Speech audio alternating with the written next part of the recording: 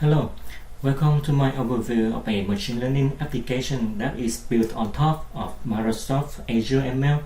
The purpose of this is to demonstrate a full process of operationalizing machine learning in Azure, from model training to model deployment as a web service, and finally triggering a pipeline to retrain the model whenever needed. In this video, I'll go over the final results, but you can check out my GitHub repository that contains all the code and instructions from start to finish.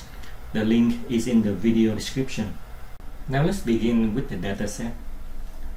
So we have a bank marketing dataset that includes the information of the people who returned the phone calls from the bank and an indicator of whether or not they are potential leads for a follow-up business.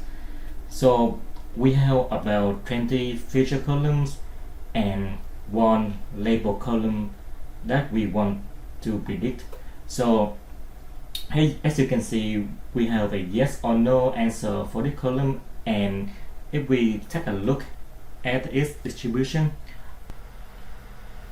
you can see that we have an overwhelming of no labels and a lot fewer yes labels, and this could cause a bias toward the no labels, and we could do something about this to improve, but that's not within the scope of this video. Let's continue and look at the pipeline. So this is a previously executed pipeline. This pipeline is configured entirely using the Jupyter Python notebook, and the code is in the GitHub repository. So in here you can see that we have that bank marketing data that provides the training data to the Auto ML module, which is an automated machine learning that helps us run through a lot of machine learning models and determine the best models to be the voting ensemble. This model has been deployed successfully as a web service, and right now it is in healthy state. Right here we can see the REST endpoint, which we're gonna interact with it in just 1 second. It has a key-based authentication enabled. That means in order to interact with this resource, we need to provide a secret key. Right here we have the swagger.json, and this is the open API specification that we can use to display the API documentation, and I already downloaded this file, and I have it open right here.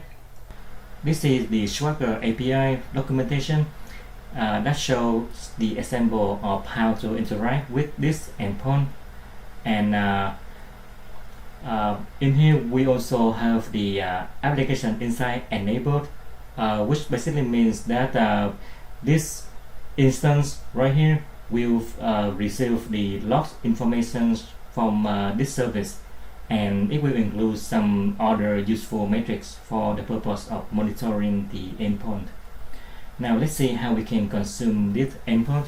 So we have this REST endpoint and the primary key that we're gonna use to interact with it. In my local environment, I already have the script set up. This is Python, and I have the URI of the endpoint, the key, and some sample data that we want to classify, only 2 of them. And this is basically a simple HTTP post request, and let's see it in action. So we got the results from the endpoint with 2 classification answer for 2 data points. Very good.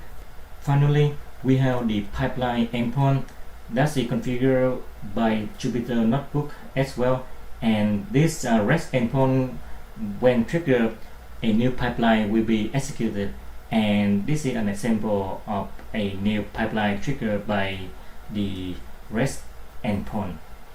And that's the end of this presentation. Thanks for watching.